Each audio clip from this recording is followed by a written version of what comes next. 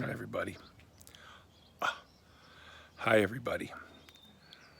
I don't know how you are. I'm hoping you're well. It's, uh, it's getting a little rougher. Getting a little rougher for me. But I'm wishing you well. I'm thinking about you, and I'm trying to stay in touch. I'm trying to message people and text people and email people and call people, and even done some drive-by visits, which have been really cool. Dear friends of ours, Connie and Tony Dalto, they're like parents to me, but I haven't seen them in so long because of the situation. But I pulled up in front of their house and I called them, and Connie answered. I said, "Are you home?" She goes, "Yeah." I go, "Come on outside onto your porch," and she did. And we saw each other, and they walked up to the fence, and we chatted from a distance and wept and smiled, and just was so good to see each other. Missing, I'm missing the human contact, man. And I'm sure you are too. Yeah, then you got the financial stuff going on. Like many of you, my wife's unemployed, my boys are unemployed, my daughter's unemployed. I'm hanging by a thread, but trying to do good until still trying to. Had a great conversation with my neighbor. He's a fireman. His name's Gabriel. Just a beautiful human being and a believer, a follower of Jesus. Different than me. I'm not anywhere near where he is at anymore. But it made me realize, wow, dude, you can be a Christian and hold some really, different beliefs,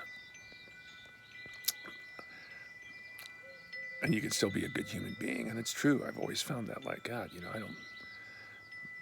I don't condemn Mormons or Jehovah's Witnesses. I don't believe anything like they believe. I do condemn a lot of evangelical Christians, and I guess that's just because I've been so damn hurt, and I'm still in the effects of the toxicity and still angry. So I lash out at them sometimes, or a lot of times. And I also see the hurt they inflict on others. And I don't care what religion it is, I call that out too. So it's Palm Sunday yesterday, just like any other Sunday. I went to the park and delivered a box of food and tarps and blankets and a soccer ball to some people that live in the park. Had a storm coming last night, a pretty heavy one, and wanted to give them some shelter. And they were incredibly appreciative. They really were. Even tossed one of the guys a bag of weed. He does better on weed than alcohol. But I wanted to share something that just happened.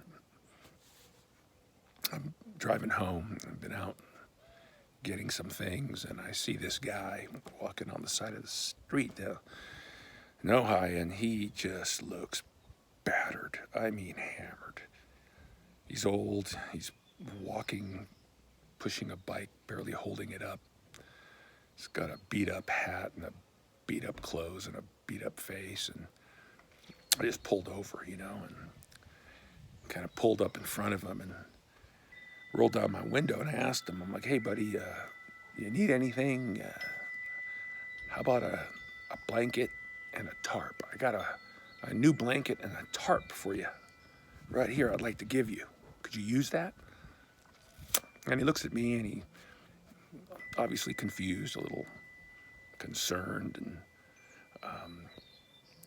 not sure what's going on. And he kind of mumbled some words to me, and I'm like, "No, do you need it?" And he mentioned, like, "I can't, I don't know where to buy them and or can't get to them, or I could." I'm like, "No, I have it. I got it. I'll give it to you. It's in my car. I'll give you a fresh blanket, brand new, and a tarp." I got out of the car at that point, and he's looking at me and very unsteady on his feet and still kind of mumbling. And he says, "How much is it gonna cost?" And I said, "Nothing. Free. I want to give it to you." And he looks at me, still kind of mumbling.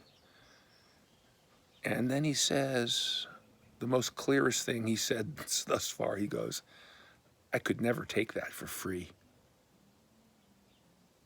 Sorry, I can't. I can't take it for free. And I said, okay. And let that ruminate for a second. I can't take that for free.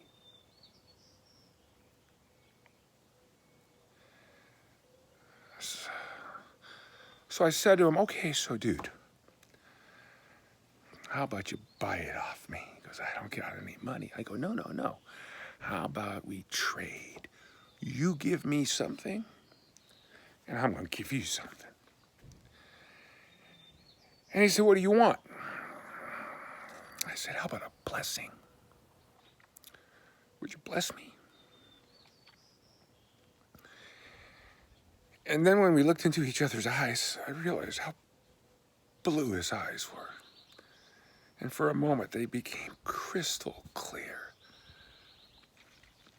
like sapphires. And he looked deep into me, and then he closed his eyes. He raised a hand, and he began to speak under his breath. I couldn't understand what he was saying. I didn't care to. And then after a moment, he stopped. And he opened his eyes and lowered his hand, and we just looked at each other and smiled. And I said, see, here, these are yours. It's not free. You just gave me something really beautiful. So take these. They're yours. And he took them, and we departed. Some things are priceless, and they're not free. They're given with intention. They're given and bartered for, because sometimes a man needs the self-respect to not take a handout, but to give something back in return. Man, that dude. There's my Palm Sunday message. Have a blessed Holy Week. Or should I say Groundhog Day?